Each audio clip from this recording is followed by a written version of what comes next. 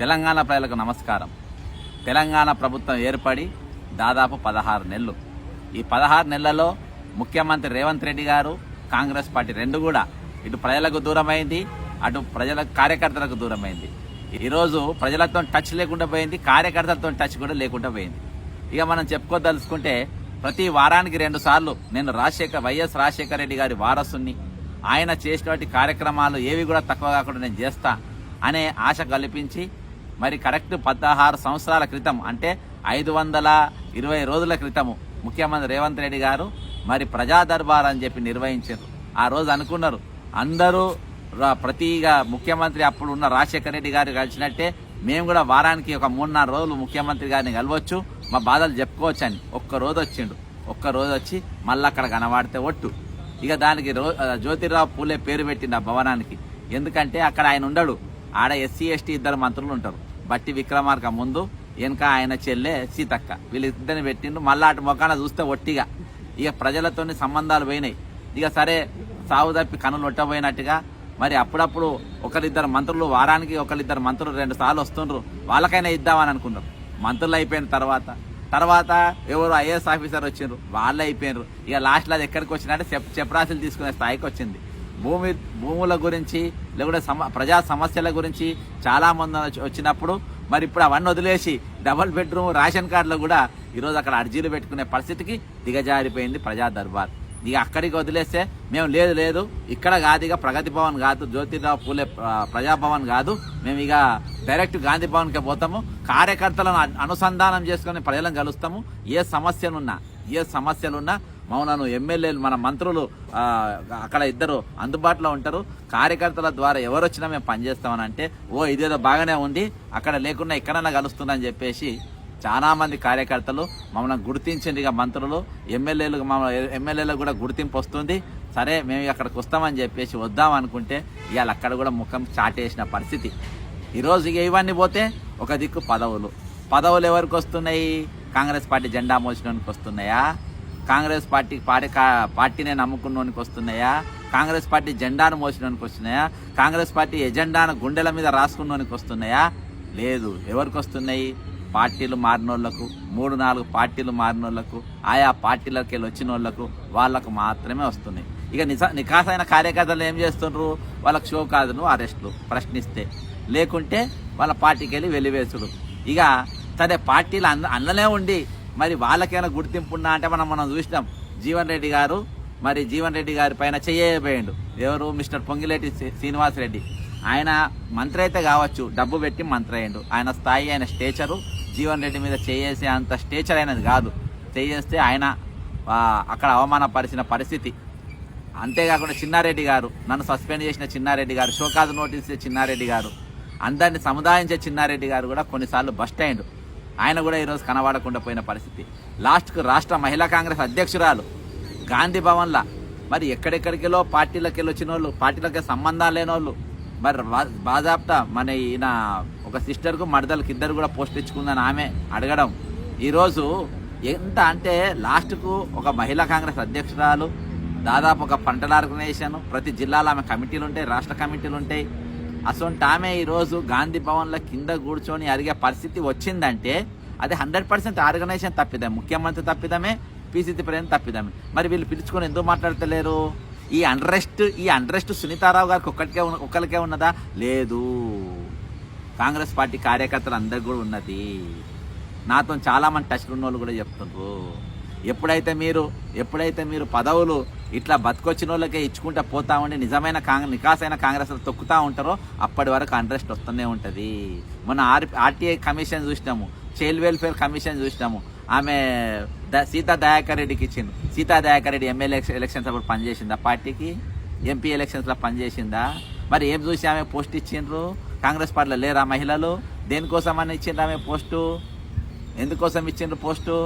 ఇప్పుడు ఏ నామినేటెడ్ పోస్టుల్లో ఎంతమంది నికాసైన కార్యకర్త కాంగ్రెస్ వాళ్ళు ఉన్నారు? ఈరోజు ఆయా పార్టీలో వచ్చిన వాళ్ళకి ఎంతమంది ఉన్నారు? అందులో ఉన్న చైర్మన్లు ఎంతమందికి ఇచ్చిండ్రు? శూన్యం. ఈరోజు లాస్ట్లో కాంగ్రెస్ కార్యకర్త అంటాడు ఆరోగ్యశ్రీ కోసం పైసల కోసం అప్లై చేస్తే 80,000 ఇస్తున్నారు. బయట వాళ్ళకు కూడా 80,000 కామన్గా అందరికీ ఇస్తున్నారు. కార్యకర్త తీసుకుపోయి అరే ఇక్కడ మన పార్టీ కోసం పనిచేసిన వాళ్ళు వాళ్ళ కుటుంబం నష్టపోయింది, వాళ్ళకి మనం ఆదుకోవాలని చెప్పి వాళ్ళ తరపున పోయి అడిగితే కూడా వాళ్ళకి ఇచ్చేది కూడా 80,000.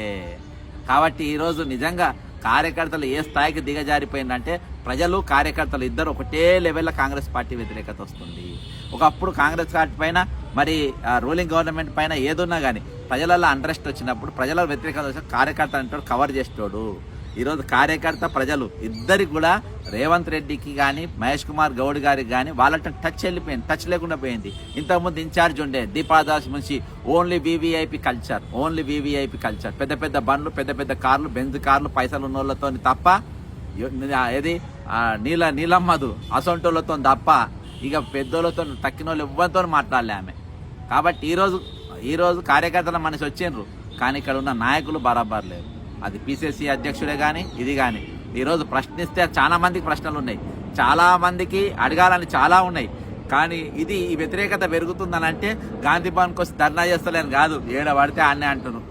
మా రేవంత్ రెడ్డి వేస్ట్ గాడు, మా పిసిసి అధ్యక్షుడు వేస్ట్ గాడు, ఇద్దరు దొంగలు తయారైనరు, ఇద్దరు 420 గాని తయారైంది అని చెప్పి కార్యకర్తలు ఏడబడితే అన్నే అంటున్నారు. అందుకనే ఇంత వ్యతిరేకత కనబడుతుంది. ఇక నెక్స్ట్ టైం కాంగ్రెస్ రాదే అని అంటే రానే రాదన్న అని అంటున్నారు కార్యకర్త. అరే అన్న ఈసారి మా 10 సీట్లు వచ్చి కూడా 10 సీట్లు ఎక్కడదన్న, అసలు కోడంగల్ మా పిసిసి మా సీఎంఏ ఓడిపోతున్నారు, డిపాజిట్ వస్తలేదు. కార్యకర్తలు చెప్తున్నారు, కోడంగల్ కార్యకర్తలు చెప్తున్నారు బాస్. ఇది ఈరోజు నెలకొన్నటువంటి పరిస్థితి. ఈరోజు మీరు ప్రజలకు ఏ విధంగా దూరం అవుతుండ్రు, కార్యకర్తలకు ఏ దూరం అవుతుండ్రు, ఏ విధంగా మీరు ప్రశ్నించేటోళ్ళని ఏ విధంగా అనగదొక్కుతుండ్రు. కాంగ్రెస్ పార్టీలో అతిపెద్ద ప్రజాస్వామ్య పార్టీ అంటారు, కాంగ్రెస్ పార్టీలో ప్రశ్నించే గొంతుకలకు విలువ ఉంటుంది అంటారు, కాంగ్రెస్ పార్టీలో మన సలహాలు ఇస్తే తీసుకునే పార్టీ అని అంటారు. కానీ మేము పిసిసి జనరల్ సెక్రటరీగా ఉన్నప్పుడు ఉత్తమ్ కుమార్ రెడ్డి పిసిసి ప్రెసిడెంట్ ఉన్నా, జానారెడ్డి గారు సిఎల్పి ఉన్నా, మేము మీటింగ్లలో చాలా వాళ్ళకి ఇబ్బందికరమైన పరిస్థితి చాలాసార్లు అడిగినాం. అయినా కానీ వాళ్ళు ఓపికతో నిన్నారు, ఓపికతో మాకు జవాబు చెప్పిండ్రు. కానీ అడిగినరు కదా, తిరగబడ్డారు కదా, మాట్లాడినరు కదా అని చెప్పి షోకాజ్ నోటీసులు సస్పెండ్ ఇవ్వలే. ఎప్పుడైతే ఈ బేకార్గాన్లు కాంగ్రెస్ పార్టీకి మోపైనరో, ఈ దరిద్రులు, ఈ దొంగలు, ఈ 420 గాన్లు జైళ్ళకి వెళ్ళి తీసుకొని సలహాదారులు, ఈ దొంగలంతా మోపైనరో వాళ్ళు ఇక ఆ కాంచెలి గవర్నమెంట్కు ప్రజలకు మొత్తం పూర్తిగా దూరం అయిపోయింది. ఈరోజు ప్రజలకు కార్యకర్తలు పూర్తిగా దూరం అయిపోయారు. ఎవరు మిమ్మల్ని మెచ్చుకునే పరిస్థితులు లేరు.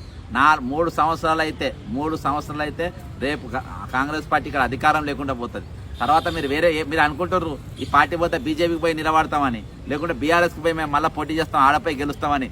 మీ ముఖాలకు మీరు రెడ్ బుక్ పబ్లిక్ బుక్లకు ఎక్కిండ్రు. మీరు ఏడ నిలబడ్డా, ఏ సింబల్ పై నిలబడ్డా, ఏ పార్టీలపై నిలబడ్డా వీరు చోరుగాన్లు, 420 గాన్లు, వీళ్ళకి టికెట్లు ఇవ్వద్దు, ఇస్తే మేము ఒడగొడతామని చెప్పేసి ఈరోజు ప్రజలు అన్ని ఏ పార్టీ కార్యకర్తలు కానీ మీ దొంగలని చెప్పేసి తెలంగాణ ఏర్పడ్డాక నంబర్ 1 ట్రాక్ రికార్డు. ఇంతకుముందు బీఆర్ఎస్ ఉండే వాళ్ళకంటే వారు బాప్ నంబర్ అయితే బేటా 10 నంబరి, వాళ్ళు 420 గాన్లు అయితే వీరు 840 గాన్లు ఉన్నారని చెప్పేసి నువ్వు మొత్తం ఈరోజు తరిమి కొట్టే రోజులు అత్యంత దగ్గరలో ఉన్నాయి. కాబట్టి ఉన్న కొద్ది రోజులైనా ఇప్పటికైనా కాంగ్రెస్ పార్టీ దూరం అవ్వడు కాకుండా వాళ్ళ దగ్గరయ్యే పరిస్థితి, ప్రజలకు దూరం కాకుండా ప్రజలకు కూడా దగ్గరయ్యే పరిస్థితి.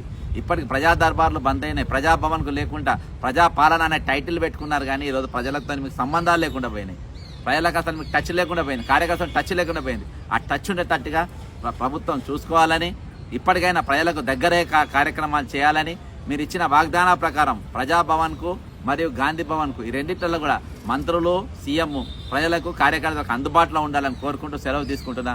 ఇక ఒక పని చేయండి బాస్ రేవంత్ రెడ్డి గారు, ఇక అందరికి సస్పెండ్ చేయండి, అందరినీ షోకాజ్ ఇవ్వండి, నీ తమ్ముళ్ళకి ఇచ్చుకో. ఇక నీ తమ్ముళ్ళే కదా ఇప్పుడు చీఫ్ గెస్ట్లు ఎక్కడ పోయినా మొత్తం ఇట్లా ఛాతీ బిగేసుకొని ఇంకా కలెక్టర్ ఒక దిక్కు, ఎస్పీ ఒక దిక్కు, సీఏలు వేసుకొని మొత్తం ఈ మచ్చర్ పైన వాళ్ళు తిరుగుతుండ్రు కదా. ఇక వీళ్ళు మేమే అని ఇక రేపు గేట్లు ఎక్కే కాడ, గేట్లు దునికే కాడ, ధర్నాల కాడ, రాస్తారోకోల కాడ అన్నిట్లుగా వీళ్ళనే పెట్టుకోవాలి. ఇక వీళ్ళనే కార్యకర్తలు లెక్క పెట్టుకోవాలి, ఈ సిపాయిలను నిలబెట్టాలి. ఇవాళ ఎవరైతే వేం నరేందర్ రెడ్డి, నీ అన్న తమ్ముళ్ళు, మీరు ఎవరైతే ప్రోటోకాల్ వచ్చిందో సుందరీమణుల కార్యక్రమానికి ఎవరెవరు పోయినరో వాళ్ళే ధర్నాలు చేయాలి. నీ కుటుంబస్తులే ఇంక్లూడింగ్ మీ ఫ్యామిలీ అందరు మీరే ధర్నాలు చేయాలి. ఎందుకంటే ఇలా పవర్ మీరు ఎంజాయ్ చేస్తుండ్రు కదా, డబ్బులు మీరు సంపాదిస్తుండ్రు కదా, ఎవరిని దగ్గర రాణిస్తలేదు కదా, మీ తెలంగాణ మీద దోచుకుంటుండ్రు కదా. కాబట్టి ఈరోజు మీరే, మీ కుటుంబం, మీ అన్న తమ్ముళ్ళు, మీ కృష్ణారెడ్డి, మీ తిరుపతి రెడ్డి, మీ ఆరెడ్డి, మీ ఈరెడ్డి, మీ బుడ్డరెడ్డి, మీ పెద్దరెడ్డి అందరు మీరే రేపు ధర్నాలు, రాస్తారోకోలు, మొత్తం కొట్టాడు అన్నీ కూడా ఇక మీరే చేయాలి, మీ కుటుంబ సభ్యులే చేయాలి. సుందరిమల్ల కార్యక్రమానికి ఎవరు పోయినో వాళ్ళకి మహిళా కాంగ్రెస్ పదవులు వాళ్ళకి ఇచ్చుకోవాలి, అన్ని మీరే చేయాలని చెప్పి కోరుకుంటూ సెలవు తీసుకుంటున్నా. జై తెలంగాణ, అమరవీరులకు జోహార్.